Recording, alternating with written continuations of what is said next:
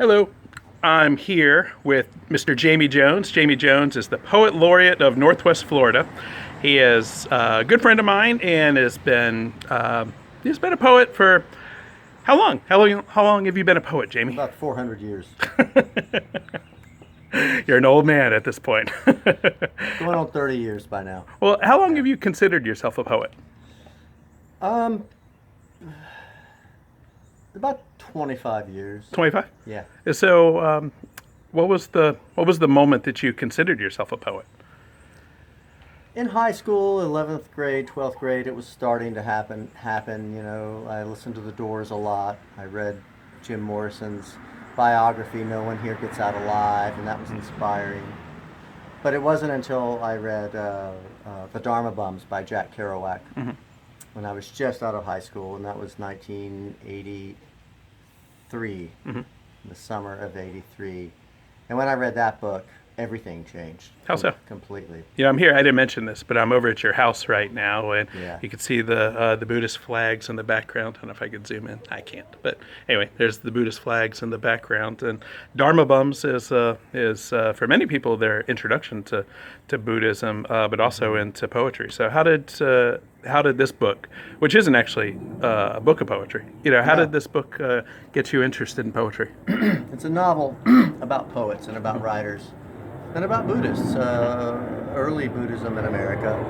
And what was the question? How did it get me what? How did that get you interested in poetry? Oh gosh. Well, it's difficult to pinpoint it, but it gave me permission in a way to, I guess, trust myself enough to try to write poems. There was something in that book that helped me understand the value of my own, the value of my opinion, to trust, as Kerouac would say, the dignity of my own experience, to trust myself, and to trust my taste, and to trust my attempt to write, as opposed to what teachers in school had always kind of pointed me or suggested the direction they had pointed me or suggested that I do. No, you're saying the direction as far as your direction as a writer, or when you're first being introduced to poetry in high school? Interpreting poems. Okay. Like when a teacher would read a poem for school, and the teacher would talk about their interpretation of it, and I may not see it that way at all. And I used to just give up and think, oh well, they're the authority. I must be stupid or not able to understand this, when really my impression wasn't that severe. I should have trusted my impressions more all along. And so the Dharma Bums really helped me believe in myself in a way and that's really what the Dharma too is all about in Buddhism. It really is, and it's not contradictory to any religion, really. It's not even in the way that Kerouac talks about it. It's not even in religious terms, other than the fact that everything is spiritual. So it was simultaneously an introduction to Buddhism and poetry. Well, do you see poetry as a spiritual exercise? Absolutely. How so? Well, your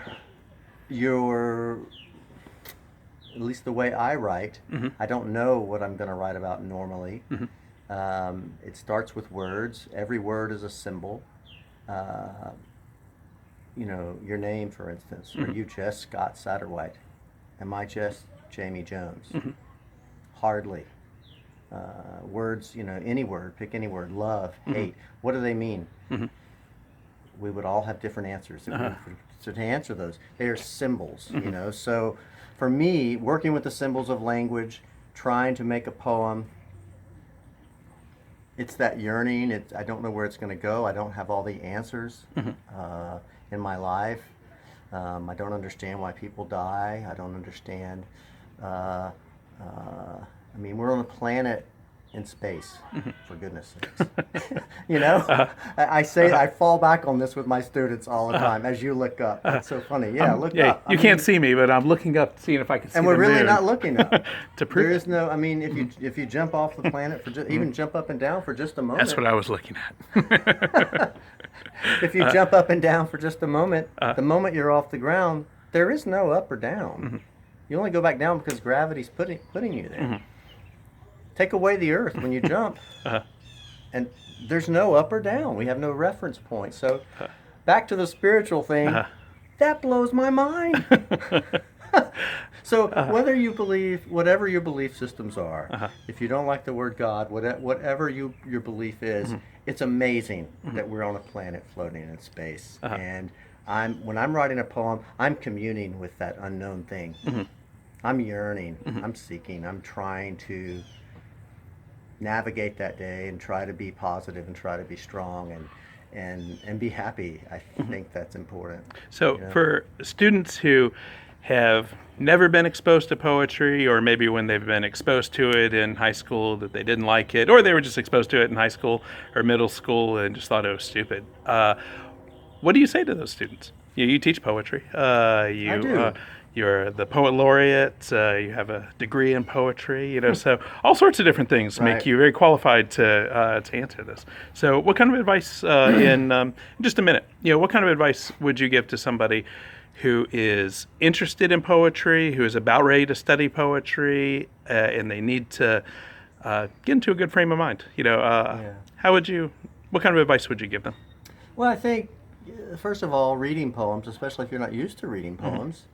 Don't be so quick to figure things out. Don't be so quick to demand that it makes sense. It's a cliche by now for me to say to my students, I say sense is overrated a lot of times. And sense? Sense, yeah, making sense of it. Okay, yeah. And what I mean by that is there are just many ways to make sense. So I guess I think the key... Because it's not a linear work. Some are. I mean, there are narrative poems that are. Many poems are not. Many poems are not. But it's different. It makes people frustrated. Well, it's different than prose, because because you're making a conscious choice when you write a poem to put it in this format, to put it in something different. That's right. That's right. So I would say have an open mind and don't beat yourself up if you're not making sense of it. Of course, if it's for school, you need to jump through the hoops that your teacher wants you to jump through to make an A on the test and get out of class. But the poem's bigger than that, for goodness sakes. And I would say have an open mind. Okay. And if it's not speaking to you right off the bat, then put it away. You're better off without it. All right. Well, thank you so much, Jamey. I appreciate you talking to my class. Have fun.